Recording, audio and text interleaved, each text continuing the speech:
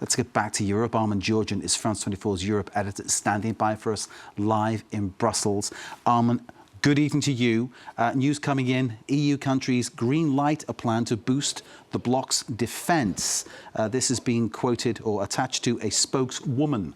They've been precise on that, calling it a spokeswoman. Armen, what can you tell us?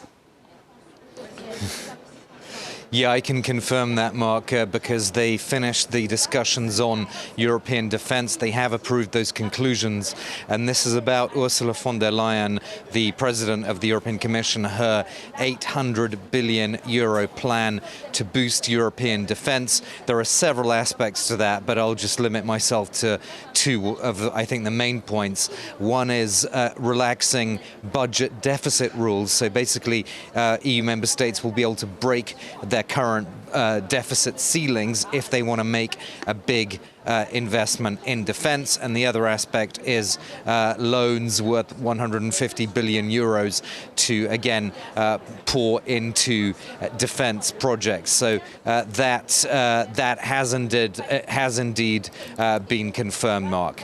So one of the issues, of course, going into this was those voices of dissent within the EU who don't really want to support Ukraine, and chief among them, Viktor Orban of Hungary. Now, Orban dined with Macron at the Elysee last night. Do we take it from what has happened now that that dinner went very well? Well, Orban has said after that dinner that although they obviously disagree on a lot of things, they do agree on boosting Europe's defence broadly, although, of course, the devil is always in the details. So I think based on Orban's comments from last night, it wasn't really surprising that he was on board for the summit conclusions when it comes to European defence. Where things get a lot more tricky, Mark, and this is why we might be facing a pretty long night, is that the Ukraine chapter has not been agreed, and that is going to be the subject of negotiations over the next few hours.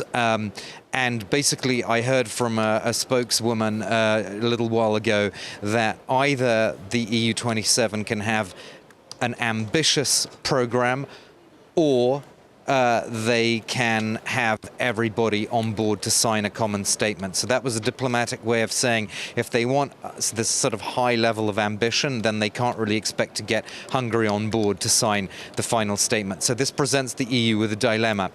Does it appear disunited with an ambitious language on Ukraine that is basically signed by 26 member states and they leave Hungary out? Or do they go for something that sounds less ambitious, but they have Hungary signing on? So I think you've got two schools of thought going on right now here in Brussels as to which one of those two scenarios is the better one. We'll have to see in the next few hours which of those emerge.